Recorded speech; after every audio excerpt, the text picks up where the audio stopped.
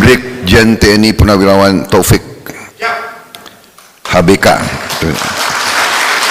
Saudara-saudara sekalian, terima kasih kehormatan yang diberikan kepada saya untuk bicara dalam forum pimpinan dan calon-calon pimpinan Polri.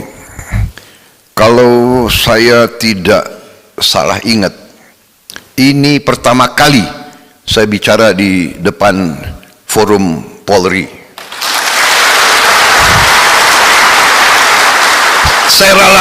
Saya ralat kedua kali.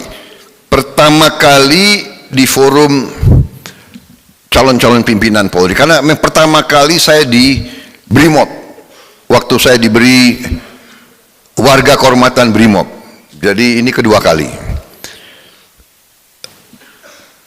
Dan terima kasih kesempatan ini. Saya diminta membahas sedikit tentang persatuan dan kesatuan bangsa dalam kebinekaan. Saya kira ini relevan. Jadi saya akan langsung membahas tentang bangsa Indonesia.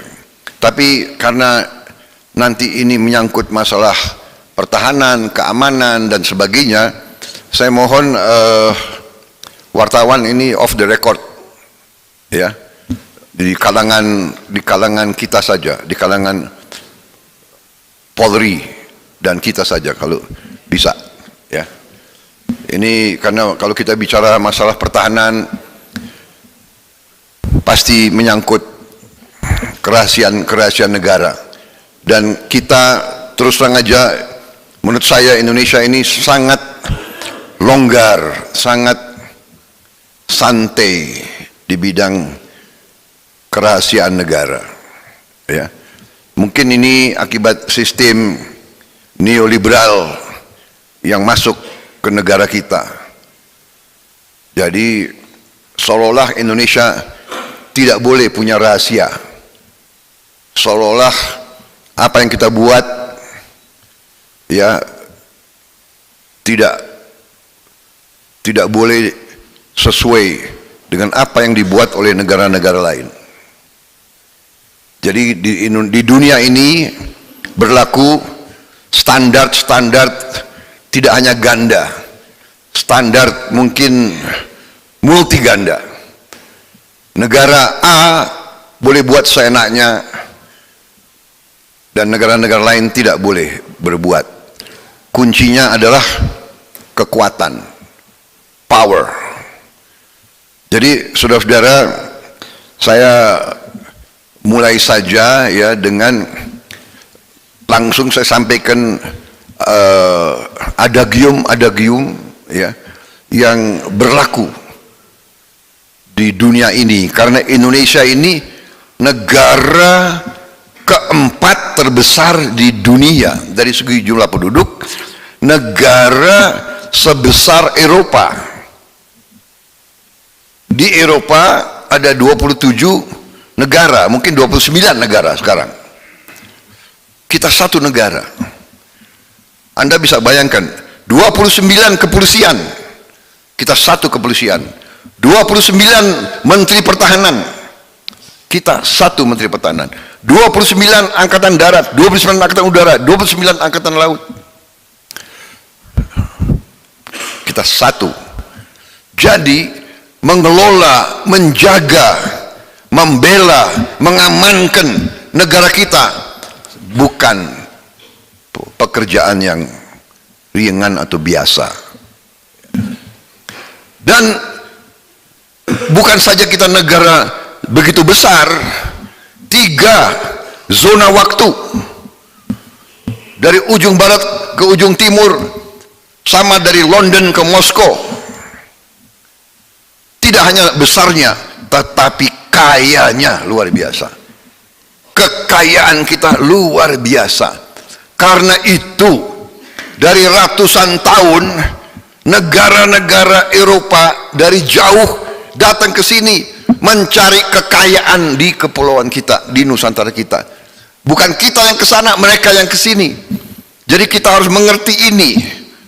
Saudara-saudara, negara yang begitu besar, negara yang begitu kaya, tidak berkenan di hatinya beberapa negara dan beberapa tetangga kita. Saudara-saudara, kita bangsa yang ramah, kita bangsa yang baik. Kalau datang tamu, kita menerima dengan tangan terbuka. Ini sudah genetika kita, ini watak kita. Dari semua suku di seluruh Nusantara ini, kalau kedatangan tamu, iya kan, walaupun tidak diundang tamunya, mangga, pinara. Kalau kita kurang gula, ke tetangga pinjam gula, pinjam kopi.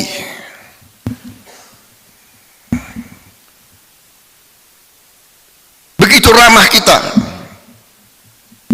Suku-suku indigenous, suku-suku pribumi di seluruh dunia rata-rata begitu ramah, suka dengan kedatangan tamu. Tapi kadang-kadang kita tidak sadar, saking baiknya kita jadi lugu, ya. Masalah lugu dalam pelajaran sejarah dan pelajaran leadership itu tidak baik. Ya, sebagai pemimpin, ajaran leadership, apakah leadership dari timur, leadership dari Islam, leadership dari barat, dari Yunani, leadership dari Jawa, dianjurkan untuk pemimpin itu tidak boleh lugu, ya. Apalagi katanya lugu itu singkatannya lucu dan goblok. Jadi kalau lugu itu tidak boleh, ya kan? Bahkan ajaran nenek moyang kita, eling lan waspada. Kita harus selalu ingat dan waspada.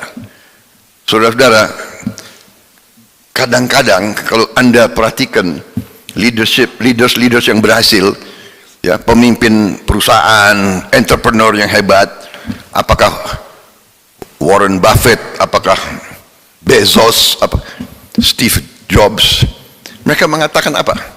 Paranoia itu perlu bagi pemimpin, apalagi di bidang kita, di bidang security, di bidang pertahanan, di bidang keamanan. Saudara-saudara, dulu senior-senior saya, angkatan 45, mengajarkan kepada saya dan lifting-lifting saya, mereka ajarkan selalu siap untuk keadaan yang paling jelek, bukan keadaan yang paling baik. Kita berharap, kita berdoa keadaan yang paling baik, tapi kita harus siap untuk keadaan yang paling jelek. Nah, ini kadang-kadang berat bagi kita di bidang kita, di bidang kemiliteran, di bidang kepolisian dan sebagainya. Karena masyarakat di seluruh dunia tidak suka kekerasan, tidak suka perang. Tapi kekerasan dan perang bagian dari sifat manusia. Ini sifat manusia. Jadi saudara-saudara, kita kalau kita mau menjaga republik kita, mau menjaga rakyat kita, kita harus siap ke keadaan yang paling jelek. Nah, ini kadang-kadang saya disalah artikan, ya kan? Pernah banyak yang mau menyampaikan bahwa Indonesia tidak ada musuh, bahwa tidak akan ada perang dalam berapa puluh tahun ke depan. Saudara-saudara, ada dan tidak adanya perang bukan urusan kita. Ada dan tidak ada huru-hara bukan urusan kita. Kita harus siap menghadapi perang. Kita harus siap menghadapi setiap kegoncangan, kegaduhan. Kita berdoa, kita berharap untuk tidak ada. Tapi tugas kita, kita dibayar oleh negara, kita dibentuk oleh negara, kita dipelihara oleh negara untuk siap menghadapi bencana apapun, saudara-saudara. Jadi, saudara-saudara, saya buka dengan itu, ya, di mana saya ingatkan saudara-saudara bahwa karena kayanya kita, karena kita ini ratusan tahun selalu diganggu. Portugis datang, Spanyol datang, Prancis datang, Belanda datang, Inggris datang, Jepang datang, ya kan? Mongol datang, hampir semua kekuatan dunia datang ke sini. Pertama dia bilang dia mau dagang, lama-lama dia bikin benteng, lama-lama dia akhirnya tanpa kita sadar kita dijajah. Saudara-saudara sekalian, that is our history. Ini latar belakang kita. Kita selalu diganggu. Kemudian begitu kita merdeka, kita perang. Kemerdekaan kita bukan hadiah, kita perang. Dan pada saat perang itu, ya, kita tidak punya tentara, kita tidak punya polisi. Polisi bangkit, ada yang bekas polisi Belanda, ada yang bekas polisi Jepang, tentara juga begitu, bangkit. Tidak ada SK, tidak ada gaji. Tapi memang kalau nggak ada SK, sebetulnya lebih luas ya untuk kita. Enak juga zaman itu, dia langsung aja pangkat, cak. Gue pantasnya apa? Lo pantasnya mayor, gue mayor.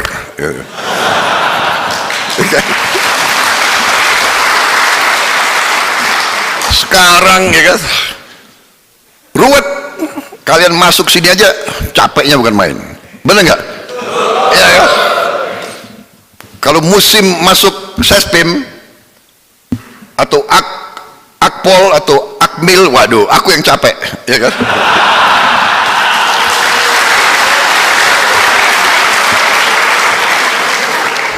Datang anak buah yang setia, ya kan? Yang dulu bener, dulu gendong Pak Prabowo waktu Pak Prabowo di gunung pincang-pincang. Sekarang datang, Pak, anak saya daftar Akpol. Dalam hati saya, anak lo daftar, kok gue yang repot, ya kan? Tapi namanya, oke. Jadi apa yang kau harapkan? Pak, kalau bisa ada surat, ya kan? Ya udahlah, mana gue bikin surat juga, ya kan? Tapi surat saya selalu ada klausul, sepanjang memenuhi persyaratan yang ditetapkan, mohon agar calon ini dipertimbangkan untuk diterima. Jadi kan nggak salah aku, ya.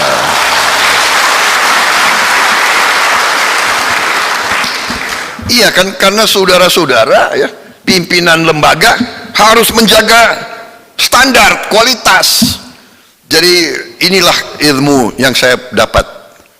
Jadi sepanjang memenuhi syarat, ya, mohon dipertimbangkan. Bayangkan, ya kan? Jadi kalau saya bikin surat ke Kapolri, saya bikin surat ke, ya kan, saya tidak kasih beban ke beliau, karena beliau lihat, oh, sepanjang memenuhi syarat, ya kan? Tapi mereka, beliau itu masih hormati saya, ditelepon, maaf Menhan, calon yang Menhan ajukan tidak memenuhi syarat. Ya benar, kalau tidak memenuhi syarat jangan dikasih masuk, karena nanti lembaga, institusi, ya kan, korps kesatuan akan turun kualitasnya. Jadi saudara-saudara, sejak kita merdeka tahun 1950, ya, coba bayangkan, ini slide kok nggak keluar ya? Bisa dikeluarkan slide. Jadi ya,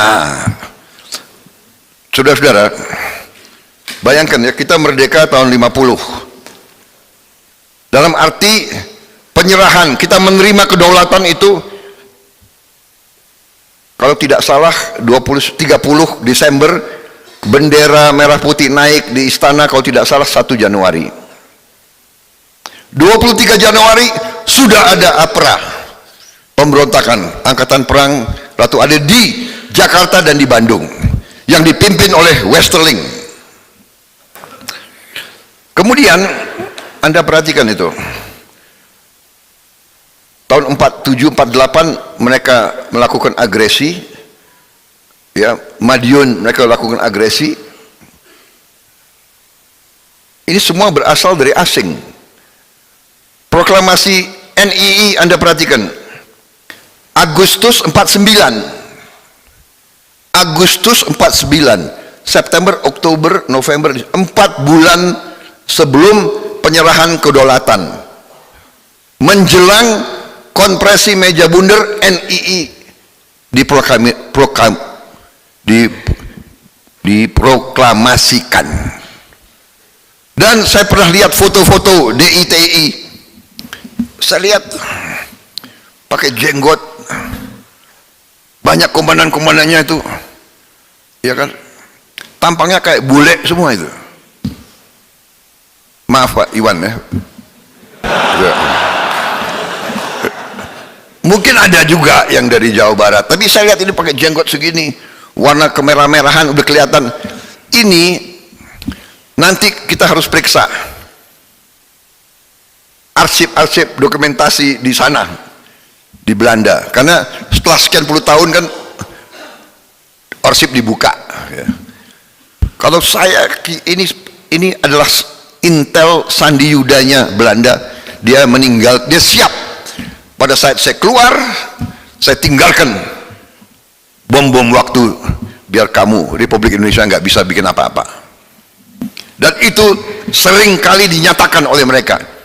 Van Mook semua mengatakan, kenapa Indonesia tidak bisa merdeka? Karena Indonesia terlalu banyak suku, terlalu banyak agama, terlalu banyak ras.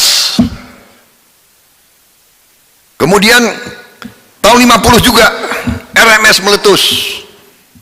RMS terdiri dari banyak bekas tentara Kenil. Kemudian 57 PRRI Permesta meletus. Dan kita tahu PRRI Permesta, ya kan, didukung oleh kekuatan-kekuatan luar, ya kan.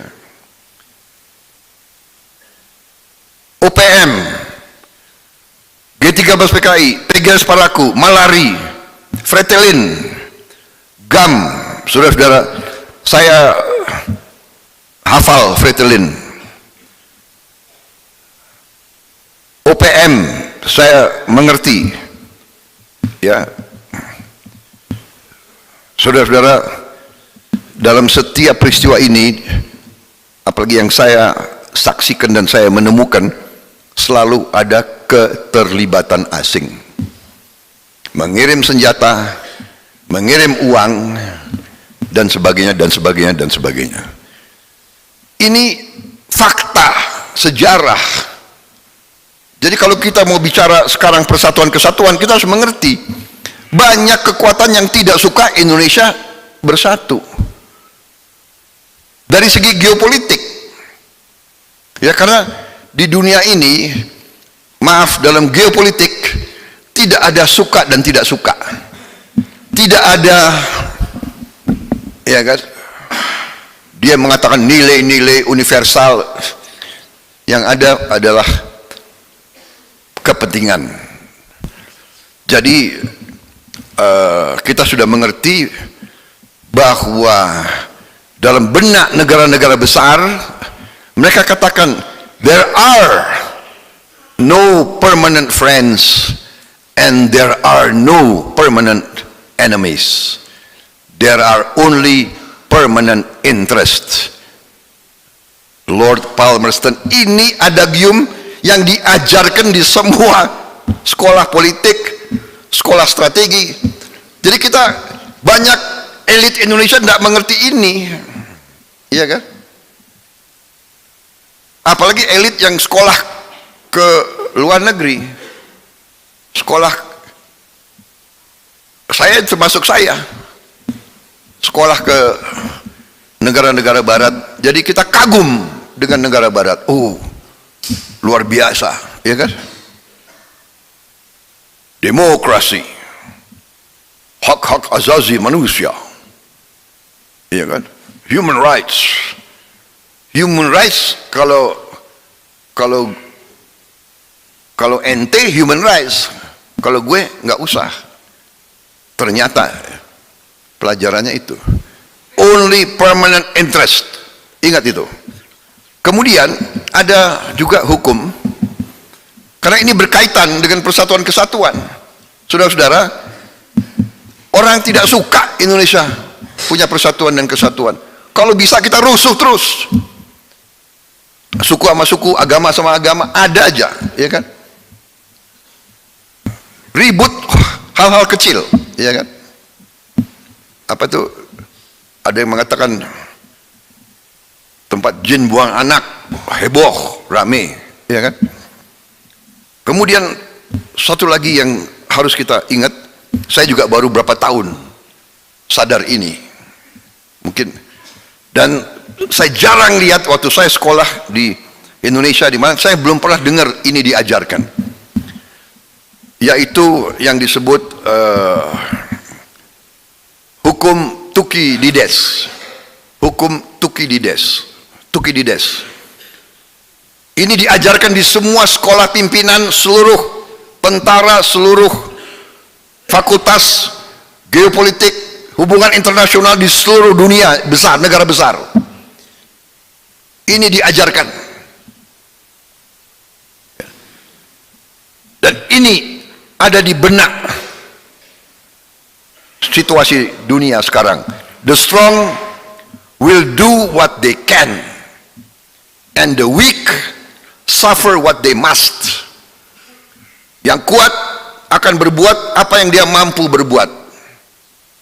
Dia akan berbuat apa yang dia mampu berbuat. Kalau dia tidak suka Indonesia utuh dan dia mampu memecah Indonesia, dia akan lakukan. Tidak ada di sini sahabat dan tidak sahabat hubungan. Dia akan lakukan. Kalau dia tidak ingin Indonesia utuh dan dia mau pecahkan Indonesia, dia akan pecahkan Indonesia, saudara-saudara. Kalian sebagai calon-calon pimpinan kepolisian negara, kalian harus, di benak kalian harus berpikir ini. Ya. Saya di sini sama sekali tidak mengajarkan kita untuk membenci orang asing, tidak. Kita perlu mereka, kita mau belajar dari mereka, dan kita berkali-kali mengatakan bahwa kita ingin bersahabat, kita tidak ada niat untuk mengganggu kalian. Tapi bagaimana? We are sitting on a lot of wealth di bumi kita. Emas, nikel, tembaga, rare earth, boksit, semua materi untuk bikin negara kaya ada di kita. Begitu presiden kita mau hilirisasi, dihujat di Eropa, digugat ke WTO, diancam mau dijatuhkan sanksi. Bayangkan, kita, bahan kita mau olah di Indonesia, iya kan? Nikel kita, kenapa harus diambil gelondongan mentah keluar? Saudara-saudara, boksit sama juga. Boksit bahan untuk alumina, alumina menjadi aluminium, aluminium bahan televisi, bahan air condition, bahan pesawat terbang, bahan motor, hampir semua, komputer, aluminium. Tapi kita nggak boleh mengolah jadi aluminium. Kita harus jual mentah, dan kita harus beli pesawat terbang dia, dan kita harus beli komputer dia, dan kita, saudara-saudara, kalau tidak hilirisasi sebagaimana dikatakan Bapak Presiden, kalau tidak hilirisasi tidak mungkin kita jadi negara makmur. Negara sejahtera aja belum tentu. Dan kalau tidak ada kemakmuran, tidak ada kesejahteraan, ujungnya pasti kerusuhan. Kalau orang ya lapar, kalau anak-anak muda lihat seng motor, dia juga pengen naik motor. Anak muda lihat, kok ini ada anak muda lain kok bisa naik mobil bagus ya, dia bagaimana perasaannya? Kalau seorang tua datang dengan anaknya minta, saya pengen itu mainan, dia nggak punya uang. Jangankan mainan, mungkin makan besok dia susah. Tapi kalau kita kalau tidak berhasil kita hilirisasi, ya kita hilang kekayaan yang luar biasa, saudara-saudara. Dan ujungnya semua itu adalah kekayaan, uang. Dengan uang, dengan kekayaan negara, kita bisa perbaiki gaji, kita bisa perbaiki kebutuhan semua. Jadi kita bisa hilangkan atau mitigasi, meminimalkan korupsi.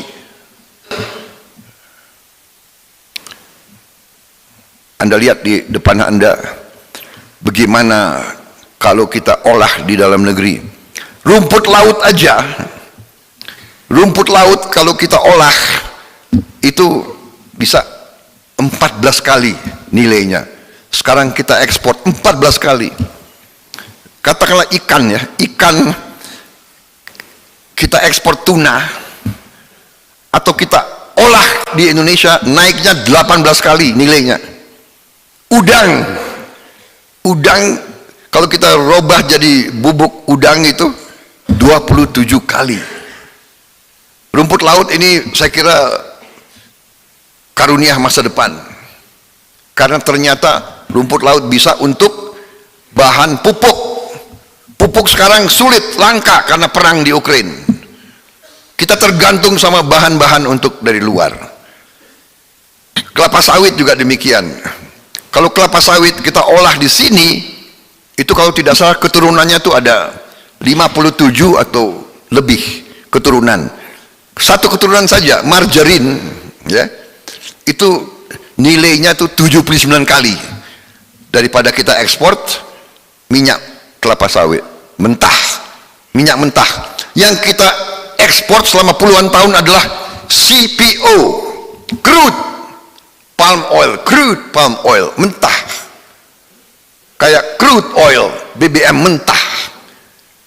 Kalau kita robah jadi ini bahan margarin, nilainya 79 kali, saudara-saudara sekalian. Dan saking takutnya mereka dengan kita olah margarin, semua bilang margarin bahaya, margarin apa itu, kolesterolnya etc itu nakut-nakuti. Jadi kalau kita tidak sehat, bahaya, ya kan?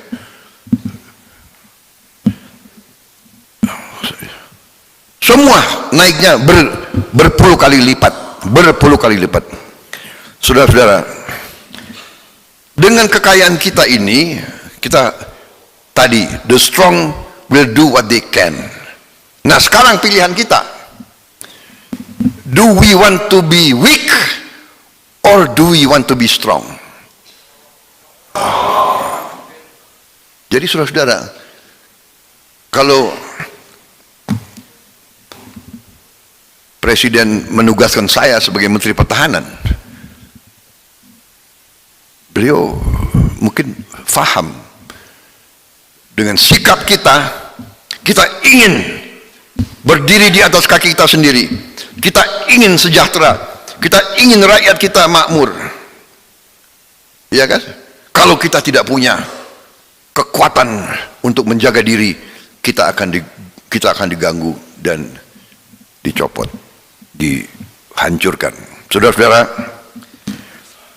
pernah ada studi di Harvard 30 tahun yang lalu.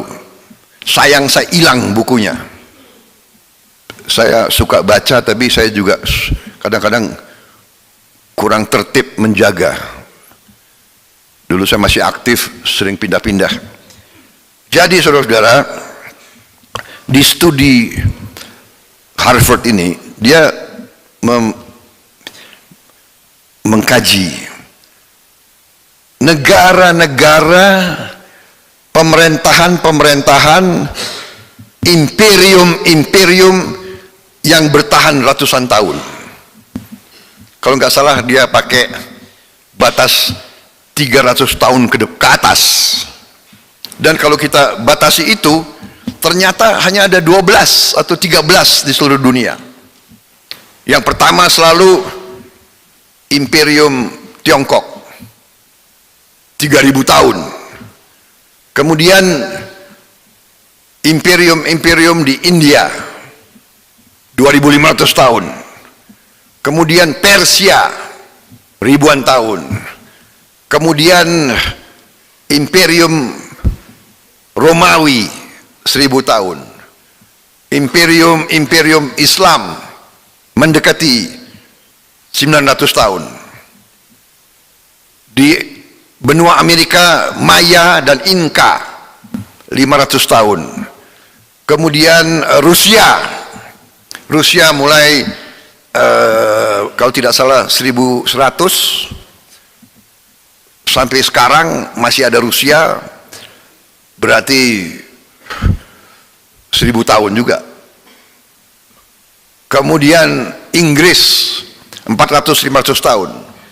Inggris sempat menguasai 1/4 dunia. Kemudian sekarang Amerika Serikat.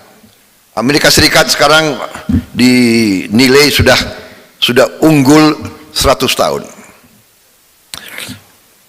Dikaji apa yang common denominator, apa yang persamaan di antara sekian imperium yang mampu bertahan ratusan tahun. Ternyata tiga kesamaan, hanya tiga. Satu, birokrasi yang unggul, excellent civil service, birokrasi yang unggul. Kedua, tentara yang unggul. Ketiga, kepolisian dan intelligence yang unggul. Ratusan tahun. Saudara-saudara, ini the lesson of history. Jadi kalau kita mau negara kita kuat dan langgeng, kita harus punya ASN yang unggul, birokrasi yang unggul. Kita harus punya tentara yang unggul. Kita harus punya kepolisian yang unggul. Kalau saya pelajari sejarah-sejarah negara maju, selalu polisi itu unggul. Kita jalan di jalan, kita lihat seorang polisi berdiri saja. Apakah di Inggris, apakah di, kita lihat satu orang polisi berdiri saja, kita sudah segan.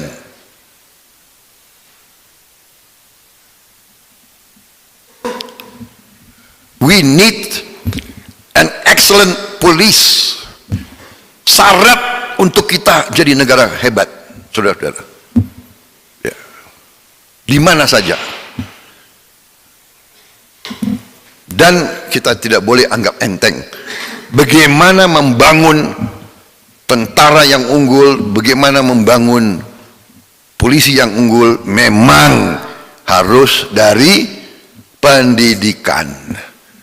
Memang harus digembleng, diseleksi, semua itu dari pendidikan. Kita mau punya tim sepak bola masuk Piala Dunia, harus dari kecil diseleksi dan dilatih dan digembleng, ya. Karena itu ya saya sebentar lagi akan buka akademi sepak bola, ya, itu memang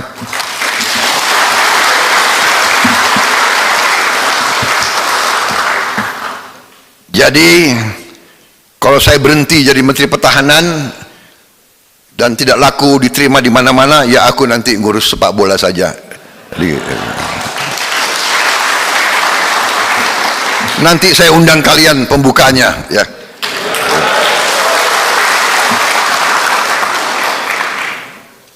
Saudara-saudara, saya kira saudara-saudara, saya akan ringkas saja, ya. Hanya mengingatkan kita, tadi sudah saya kasih rumus yang paling sudah, the strong will do what they can, ya. Kemudian kita lihat kebijakan luar negeri kita bebas aktif, 1000 kawan terlalu sedikit, 1 lawan terlalu banyak. Tidak usah terlalu lama, kalian tahu ancaman aktual, ya kan? Ancaman aktual kita bagaimanapun ada negara kuat yang mengklaim 2/3 wilayah laut kita di Natuna. Kemudian konflik antara Amerika dan Cina sangat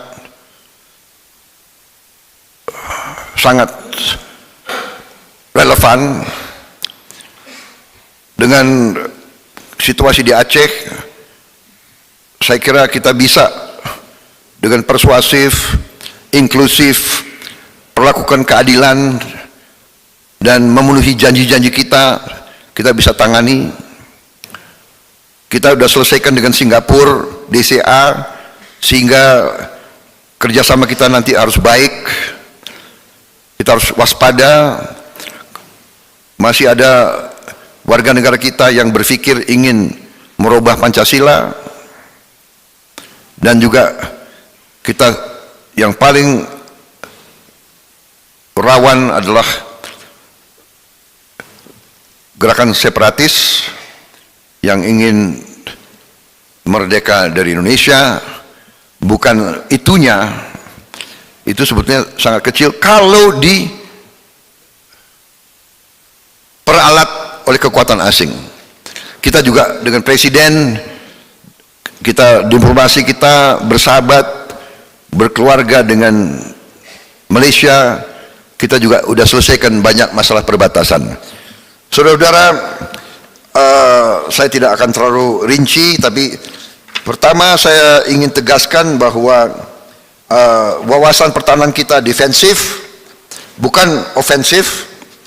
Kemudian bahwa untuk menjaga kedaulatan kita punya sistem pertahanan, yaitu sistem pertahanan kita adalah pertahanan keamanan rakyat semesta, dan pelaksanaannya adalah bahwa kita punya seluruh negara, seluruh rakyat terlibat kalau terjadi perang, ya. Kita punya di Undang-Undang Dasar kita 2 ayat yang menegaskan bagaimana pertahanan kita, yaitu pasal 27 dan pasal 30 Undang-Undang Dasar kita. Pasal 27, setiap warga negara berhak dan wajib ikut serta dalam upaya pembelaan negara. Habis itu founding fathers kita bikin lagi 1 ayat lagi, tiap warga negara berhak dan wajib ikut serta dalam usaha pertahanan dan keamanan negara. Dan itu sejarah kita. Waktu kita merdeka, polisi itu ikut perang, polisi itu angkat senjata, ada kompi-kompi polisi, ada batalion-batalion polisi. Dan nanti kalau terjadi perang, ya kalian harus ikut perang. Kalian jadi komandan-komandan brigade, komandan-komandan yang perang di depan, bukan. Dan kalian nanti paling berat, kalian di kota. Kalau tentara nanti dia gerilya di gunung. Kalian yang ditinggal di kota, kalian harus menghadapi musuh di kota. Saudara-saudara, saudara-saudara, itu yang terjadi di Ukraina. Dan ini sejarah kita, saudara-saudara sekalian. Saya sendiri, paman saya dulu polisi istimewa. Paman saya Subianto dulu itu pengawalnya Bung Karno, motoris Bung Karno. Karena dulu yang punya motor besar nggak banyak, ya kan? Jadi ada yang punya motor besar, ya kamu pengawal. Umur 21 tahun sempat jadi mayor. Tahu-tahu reorganisasi, turunin pangkat jadi letnan 1.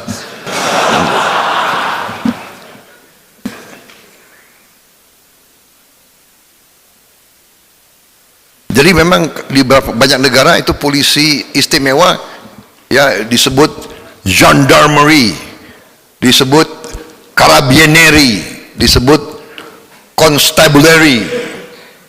Itu ya istilah itu sebagai angkatan keempat sebetulnya. Dan kita sempat punya dulu sistem bahwa polisi itu angkatan kepolisian, dan pemimpinnya dulu Menteri Panglima Angkatan Kepolisian. Saudara-saudara, cukup saya bicara saya kira tentang pertahanan ya, tidak terlalu rinci. Sekarang saya injek bagian terakhir dari ceramah saya. Kemana kita akan pergi? Kemana kita akan pergi? Saudara-saudara, kita sekarang ekonomi ke-16 di dunia, dan semua angka menunjukkan bahwa kita menuju ke ekonomi ke-8, ke-7. Jadi nanti mungkin presiden kita bukan G20 lagi, dia akan ikut di G8 atau G7 ya. Jadi kalau kita lihat, masalahnya adalah kalau kita keluar dan prestasi kita, prestasi pemerintah di bawah Pak Jokowi sebenarnya sudah benar-benar dikagumi oleh seluruh dunia. Kita sekarang inflasinya 4%. Coba lihat di negara mana di dunia 4%. Yang lebih baik dari kita mungkin Cina, Tiongkok 1,8%. Tapi sistemnya Tiongkok kan lain, ya kan? Mungkin ada pengusaha mau naikin harga, dipanggil aja, turunin, besok dia langsung turun, ya kan? Kalau nggak turun, ya hilang untuk setahun. Itu sistemnya lain sama kita, saudara-saudara. Ya, pertumbuhan ekonomi kita 5%, bayangkan, lebih baik dari banyak negara. Inggris aja 0,2. Singapura yang dari dulu selalu kita kagum 0,4. There must be something that we have done. Kita 5%. Hanya kelemahan kita sebagai bangsa sering tidak mau mengakui keberhasilan kita sendiri. Nggak tahu, mungkin terlalu lama dijajah kita kali ya. Jadi kita ini minder, apa itu ya, punya rasa rendah diri. Rendah diri. Kalau ada tim sepak bola kita berhasil, ya kan, 32 tahun tidak berhasil, hari ini berhasil, wah rakyat baru. Sekarang ini pemerintah kita berhasil, tapi banyak yang tidak mau mengakui. Kapten kesebelasan kita ya Pak Jokowi, ya kan? Aku ya striker lah, ya kan? Iya kan? Ya kalau menang ya beliau dapat piala, yang pegang piala kan beliau, benar nggak? Itu kenapa kita, ya kan, masih ada, kalau saya perhatikan nih, mau perubahan lah, ya kan? Kalau sudah bagus, bukan perubahan yang kita mau, tapi peningkatan kemajuan, perbaikan apa yang sudah ada, kan begitu. Tapi saya nggak boleh kampanye di sini ya, jangan. Nanti dimonitor lagi. Saya tegaskan di sini ya, saya bicara kebangsaan. Saudara-saudara, coba kalau kita mau meningkat negara maju, walaupun 5% hebat, 5% tidak akan cukup. Saudara-saudara, kalau Anda lihat ya, warna-warna itu, yang gelap itu 7%. Kalau kita bisa 7%, tahun 2045 kita per kapita kita kurang lebih $18.000 setahun per kapita kita. Sekarang kita di 4.000. Kalau perkembangan kita 6%, tahun 2045 14.000. Kalau kita hanya 5%, ya kita tidak akan lolos menjadi negara maju, kita jadi middle income. Itu yang disebut middle income trap. Jadi kita harus 6-7%. Nah, saudara-saudara, kita sekarang memiliki kesempatan karena kita ada yang disebut bonus demografi. Bonus demografi adalah usia produktif. Usia produktif ini kalau tidak salah umur 18 sampai 35. Nah, kalau mayoritas bangsa kita itu usia produktif, kita bisa manfaatkan ini untuk kita take off. Dan kurang lebih kita hanya punya 13 tahun. Karena itu presiden kita mengatakan waspada, waspada, 13 tahun untuk kita bangkit. Mulai tahun 2025. Tahun 2038 kita bangkit atau kita terus sebagai negara menengah. Saudara-saudara, banyak sekali yang ingin saya sampaikan, tapi saya kira saya akan batasi ya.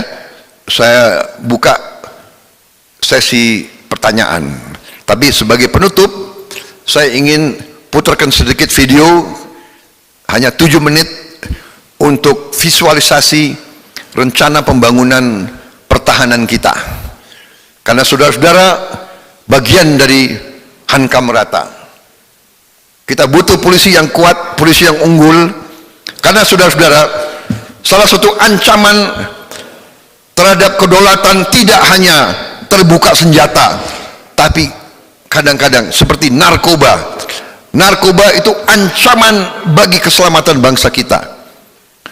Kalau tidak salah, kalian yang tahu angka yang lebih akurat, saya pernah disampaikan oleh profesor dari UI bahwa hampir 5 juta penduduk kita terpapar narkotika.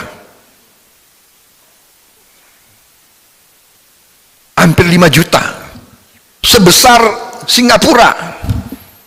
Bayangkan kalau ini tidak kita hentikan, kalau ini terus naik, bayangkan kita 15 tahun lagi, 20 tahun lagi yang kita harus take off, tapi usia produktif kita kena narkoba. Karena ini saudara-saudara, kalian di garis depan, kalian yang akan menentukan Indonesia jadi negara hebat atau negara lumpuh. Bayangkan kalau anak-anak muda kita terpapar narkoba, we cannot do anything. Sekarang saya minta dipaparkan visualisasi sistem pertahanan kita. Begitu saya jadi Menteri Pertahanan, saya dipanggil Presiden. Beliau katakan, Menhan, saya minta rencana 25 tahun. Tolong disusun rencana 25 tahun. Saya susun, tiap 2-3 bulan beliau tanya, bagaimana Menhan, sudah jadi? Sebentar Pak. Begitu jadi, saya susun, dan inilah kita beri nama Perisai Trisula Nusantara, karena ini pertahanan Trisula, yaitu 3 angkatan ya. Karena saya tidak bertanggung jawab atas kepolisian ya.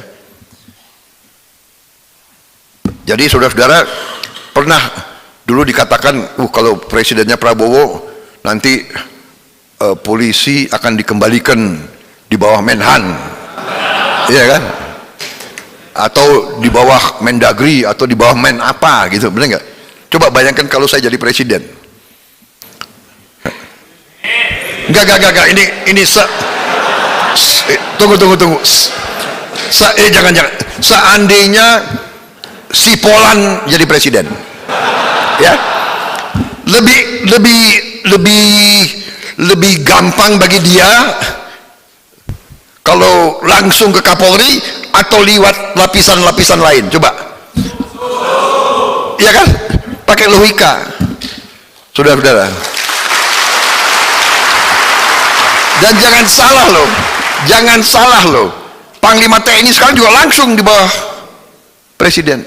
Masalah pembangunan kekuatan, strategi, doktrin, iya Menteri Pertahanan. Masalah anggaran, iya Menteri Pertahanan, iya kan?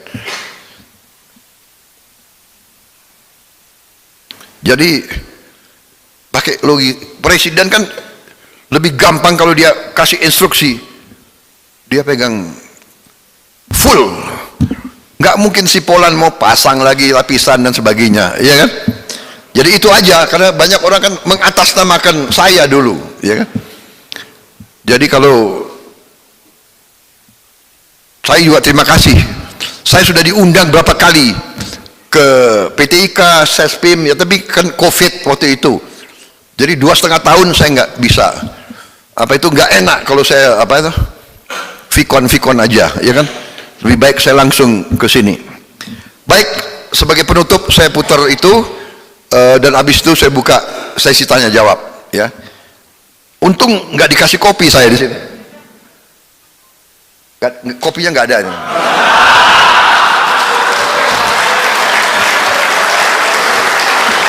Enggak. Tapi saya menduga ini sengaja. Nggak mungkin polisi berbuat tanpa perhitungan gitu. Karena mereka sudah tahu kalau satu kopi untuk Prabowo itu 3 jam minimal tuh. Dan saya dulu pernah duduk seperti kalian, iya kan? Benar nggak? Kalian di dalam udah mau bilang pas, iya kan? Baik, putarkan dulu.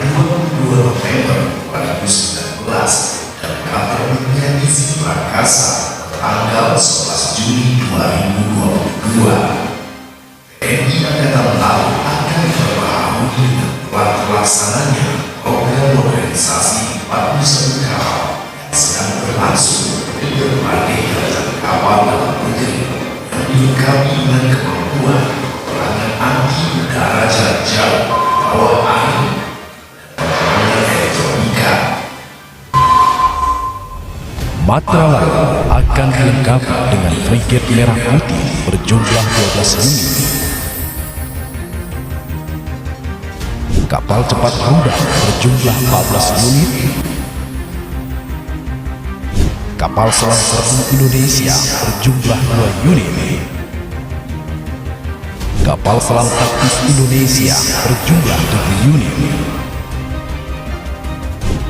kapal selam autonomous,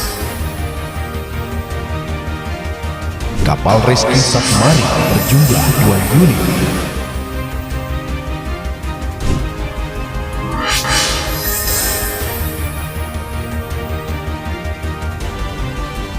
serta pagar Nusantara yang terdiri dari Green Juku, Orange Juku, dan Yellow Juku. Coastal Defense berjumlah 8 unit.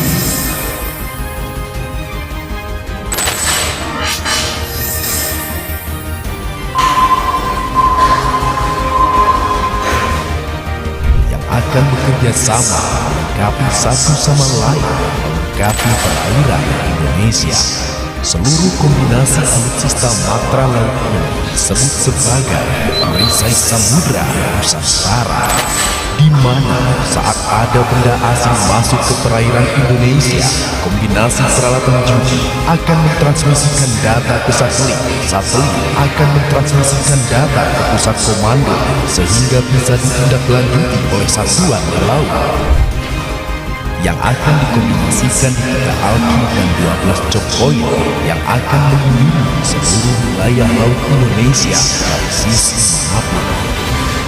Angkatan Darat akan didukung dengan penambahan dan modernisasi batalion tempur dengan kelengkapan peluncur rudal, kendaraan tempur,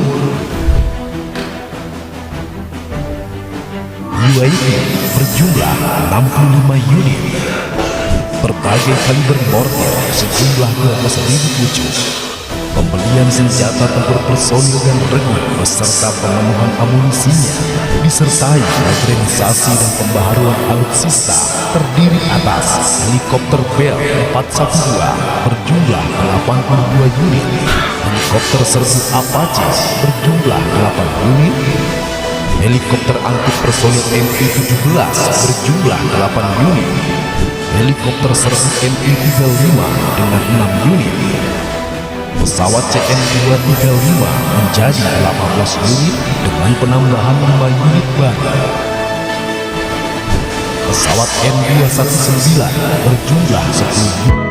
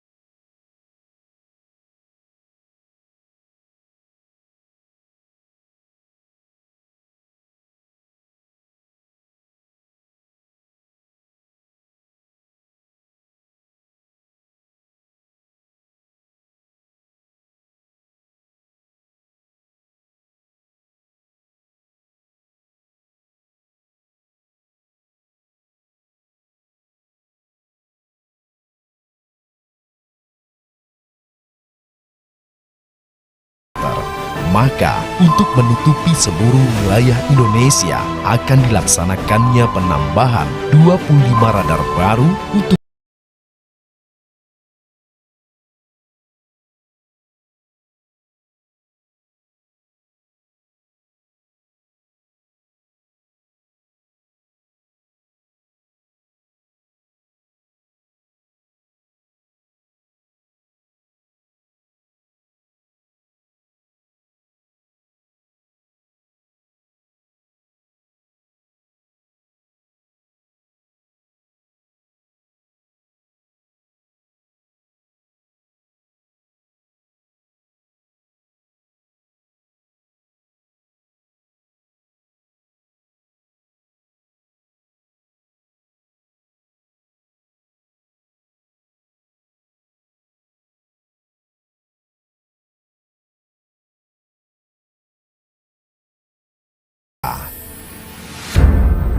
Dengan ini, TNI bisa memiliki alutsista yang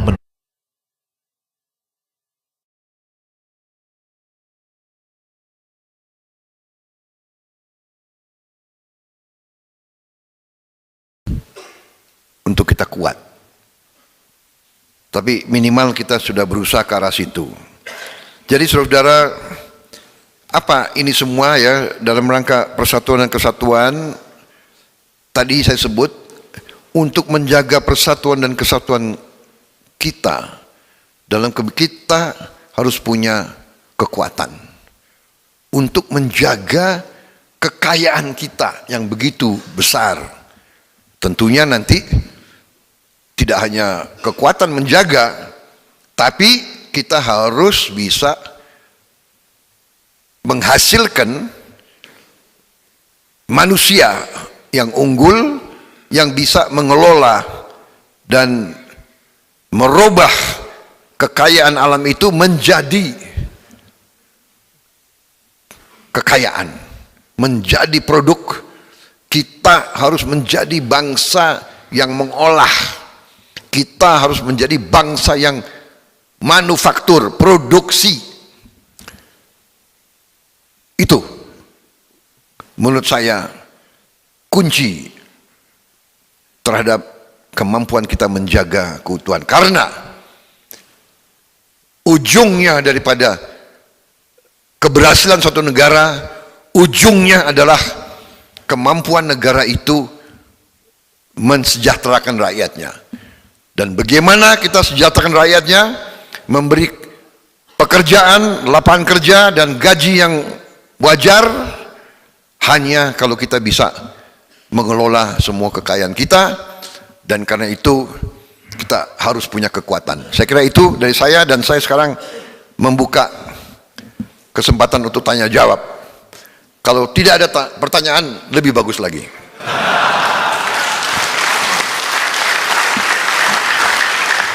Dan saya yakin teman-teman, udah jangan banyak-banyak pertanyaan kan gitu. Ini hari Jumat kan gitu kira-kira. Tapi nanti kalau saya nggak buka, dibilang saya takut menjawab. Silakan. Iya, silakan. Ada mic supaya saya bisa.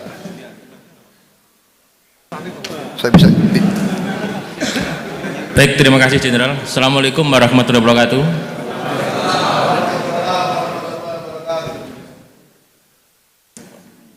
Nama saya Didik Supranoto dari Bojar 12, Sesbimti. Saya akan menanyakan dalam dua sudut pandang, yaitu pertahanan dan keamanan. Dalam suatu teori, yaitu teori aliansi atau teori persekutuan, menyebutkan bahwa pertahanan terbaik adalah dengan bersekutu atau dengan beraliansi. Ini sudah terbukti, ada persekutuan blok barat, blok timur, kemudian ada ANSUS, dan terbaru adalah ada AUKUS tanggal 15 September 2021 tentang pertahanan di Indo-Pasifik. Sementara Indonesia kita menganut gerakan non-blok. Di negara-negara sekitar kita memang tidak punya sekutu, tetapi punya kakak asuh, Jenderal. Seperti Malaysia punya kakak asuh Inggris. Kemudian juga negara-negara sekitar lainnya. Yang saya tanyakan,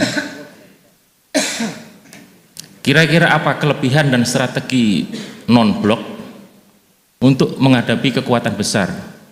Karena bukan hanya dari sisi ekonomi, kita melihat perang Rusia tidak hanya mengandalkan ekonomi tapi juga mengandalkan persenjataan.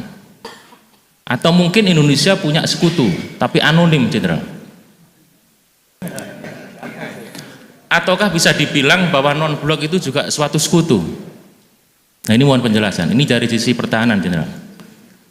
Kemudian dari sisi keamanan mempunyai peran yang sangat penting dalam pembangunan ekonomi. Karena tanpa keamanan saya kira pembangunan tidak bisa berjalan, dan juga program pemerintah pembangunan ekonomi inklusif juga tidak bisa jalan. Dan ini salah satunya adalah peran Polri yang besar. Untuk itu Polri perlu meningkatkan profesionalisme dan juga kemampuannya. Kira-kira menurut Jenderal, strategi dan kebijakan apa yang paling tepat untuk meningkatkan profesionalisme Polri dan perkembangan Polri dalam 1 dekade ke depan, Jenderal? Saya kira itu yang saya sampaikan. Terima kasih. Wassalamualaikum warahmatullahi wabarakatuh.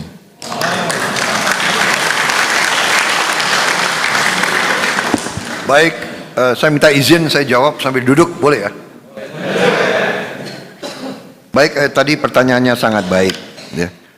Pertanyaan tadi oleh siapa itu tadi? Didit. Muhyiddin Supranoto. Saya kira ini pertanyaan sangat baik, dan ini yang menjadi pemikiran daripada pemikir-pemikir strategis kita, dan ini saya kira masih evolving ya. Tapi ini butuh suatu konsensus di antara semua pemimpin-pemimpin politik, dan pemimpin politik tidak hanya parpol ya, pemimpin masyarakat. Jadi ini pada saatnya saya kira perlu ada semacam sarasehan ya, pimpinan dari semua partai, pimpinan dari semua organisasi keagamaan ya kan, mungkin NU, Muhammadiyah, semua, Persis dan semua, KWI dari Katolik, kemudian dari PGI mungkin dari Protestan, dari Hindu, dari Buddha, kemudian pimpinan-pimpinan pengusaha, Kadin, HIPMI, semua ini kita harus suatu saat ada sarasehan, karena ini dulu cara kita merdeka juga seperti ini, ya kan? Tidak serta-merta proklamasi, tapi ada proses yang panjang, ya kan? Tokoh-tokoh berembuk, semua berdiskusi bagaimana lagu kebangsaan kita, Sumpah Pemuda, dari Sumpah Pemuda tahun 28 sampai 45, ya kan? 17 tahun. Ya, jadi ini saya kira karena apa? Karena non-blok itu sudah menjadi tradisi kita. Dulu ada apa itu? Blok Barat, blok komunis, non-komunis. Kita memilih non-blok. Kita tidak mau. Ini sudah tradisi kita. Untuk kita rubah tradisi ini perlu ada suatu proses pemikiran-pemikiran ya. Ada yang berpendapat aliansi itu memberi jaminan ya. Istilahnya the power of the many. kekuatan yang banyak, begitu ya. Jadi kalau kita sendiri-sendiri kita bisa dikerjain. Tapi ada juga yang berpendapat, loh ini 1000 kawan terlalu sedikit, 1 lawan terlalu banyak. Itu termasuk filosofi kita juga. Dan filosofi itu sekarang istilahnya menguntungkan kita. Dengan Cina dan Amerika sedang bersaing dengan keras, dan di mana diperkirakan Cina bisa nyalip Amerika di bidang ekonomi, mungkin kita adalah bisa menjadi semacam kawan kedua pihak. Jadi kita bisa menjadi mediator dan kita bisa diterima di dua belah pihak. Risikonya kalau kita non-blok, kita harus kuat. Jadi istilahnya netral tapi kuat. Armed neutrality, itu selalu begitu. Armed neutrality. Jadi semua kayak negara Swiss, dia netral, tapi seluruh rakyat sudah disiapkan. Di sana senjata ada di rumah tiap warga negara. Bayangkan, mereka pulang bawa senjata di rumah masing-masing. Di Finland seperti itu, di Swedia seperti itu. Jadi mereka neutral tapi armed. Nah sekarang Finland sama Swedia nggak berani neutral, dia gabung sama NATO. Swiss sama Austria masih netral. Jadi benar, kalau kita mau netral kita harus kuat. Kalau kita mau non-blok terus, tapi merubah dari non-blok perlu proses. Ya, ini sedang kita debat terus. Tapi begini, kalau saya berpendapat ya, kita tuh sebaiknya kita tetap non-blok. Dan kita harus yakinkan kita tidak mengancam siapa-siapa, tapi jangan coba ganggu kita. Itu masalahnya. Yang kedua, kita butuh polisi yang unggul. Saya sudah katakan tadi. Apa strateginya? Kalau menurut saya semuanya itu mulai dari manusia, SDM. Jadi kuncinya adalah lembaga pendidikan. Jadi pendidikannya harus baik, pendidikannya harus unggul, seleksinya harus baik, ya.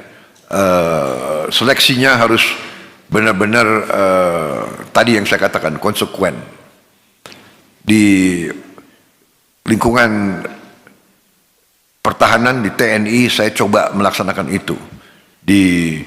Mulai dari SMA Taruna Nusantara, di Universitas Pertahanan saya coba dengan sistem merit, prestasi. Merit. Kadang-kadang kita kehilangan bibit-bibit unggul karena tidak terpantau. Ya. Jadi ini yang tantangan. Universitas sipil pun juga tidak terpantau. Jadi kalau menurut saya sekarang sudah terbukti di mana-mana sistem neoliberal tidak bermanfaat bagi kita. Sistem neoliberal tidak bermanfaat. Setelah 20 tahun mungkin kita baru sadar sekarang. Ya. Jadi universitas harus kembali benar-benar tidak pungut bayaran. SMA, SMP, SD, semua sekolah negeri tidak boleh pungut bayaran. Masuk universitas juga, universitas negeri, universitas swasta terserah. Universitas negeri juga harus kembali seperti dulu. Jadi benar-benar, dan harus kita bibit unggul, harus kita cari, dan kita harus kasih beasiswa bagi mereka yang pintar-pintar. Dan kita punya banyak anak-anak pintar, tidak terpantau. Jadi waktu di Universitas Pertahanan dan di SMA Taruna Nusantara, sekarang saya bikin persyaratan masuk harus IQ 120 minimal. Kemudian Masuk Unhan sekarang matematika dan fisika harus 9. Harus 9. Masuk SMA Taruna Nusantara juga demikian. 120 dan matematik 9. Fisika 9. Dan ternyata banyak yang memenuhi syarat. Ya banyak. Dalam arti kita hanya menerima 300 di Unhan tiap tahun, yang memenuhi syarat 1.200. 4 kali lipat. Terpaksa kita tolak. Jadi karena kemampuan kita hanya 300 tiap tahun. Tapi yang membanggakan saya, ternyata ada anaknya tukang cendol, ada anaknya tukang bakso, ada anaknya buruh pelabuhan, ada anaknya sersan. Saudara-saudara, ini membanggakan. Kaget saya. Kamu, orang tuamu apa kerjanya? Bapak saya jualan bakso di pasar, ibunya jualan cendol. Banyak seperti itu. Bapak saya pegawai negeri dan sebagainya. Jadi kunci bagi pengembangan profesionalisme polisi mulai dari pendidikan. Pendidikan kunci daripada itu. Dan kita kadang-kadang juga dulu tradisi di TNI ada yang nggak benar, ya kan?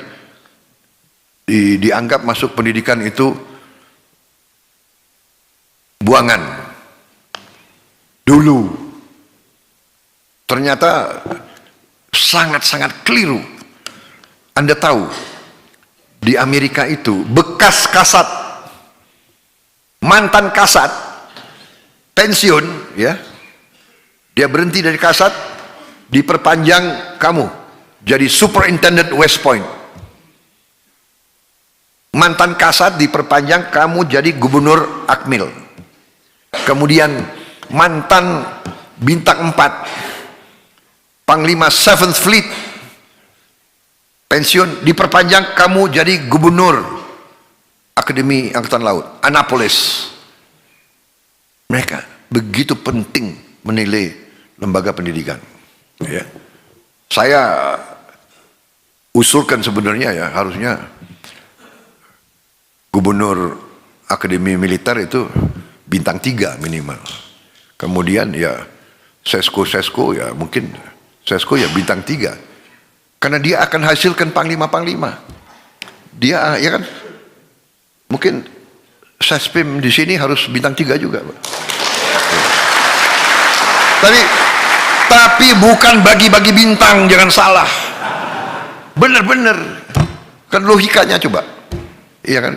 Bayangkan Amerika, Douglas MacArthur berhenti jadi kasat. Dia jadi gubernur West Point. Demikian juga beberapa bintang 4 bintang Angkatan Laut jadi gubernur. Begitu pentingnya. Saya di SMA Taruna Nusantara sekarang, kepala sekolah SMA bintang 2 mantan Pangdam. Wakil kepalanya ada 4 wakil kepala sekolah, 3 itu bintang 2. SMA dipimpin oleh 4 jenderal, 4 mayor jenderal. SMA. That is how important, the future of this country. Masa depan kita itu terletak dalam bibit-bibit unggul yang kita harus dan kita mau integrasikan, kita mau Bhinneka Tunggal Ikakan, ya kan? Kita harus ambil semua suku, semua agama, semua bangsa, dididik. Jadi Pancasila itu bukan di mulut, Bhinneka Tunggal Ika bukan di mulut. Ya, saya senang sekarang di sini, ya kan? Saya dulu ya ingat di sebelah saya, kawan saya di Akabri waktu itu, ya di barak saya di sebelah saya, kawan saya dari Papua, dari Irian. Yang sebelah sini dari Jawa Tengah, dari sebelah kita. Saya kira itu jawaban saya, ya. In my opinion, education, pendidikan. Mau perbaiki kepolisian unggul, pendidikanmu harus unggul, ya kan? Mau perbaiki bangsa, pendidikan kita harus unggul. Saya kira itu dari saya. Ada lagi waktu, saya kira tinggal 5 menit lagi ya.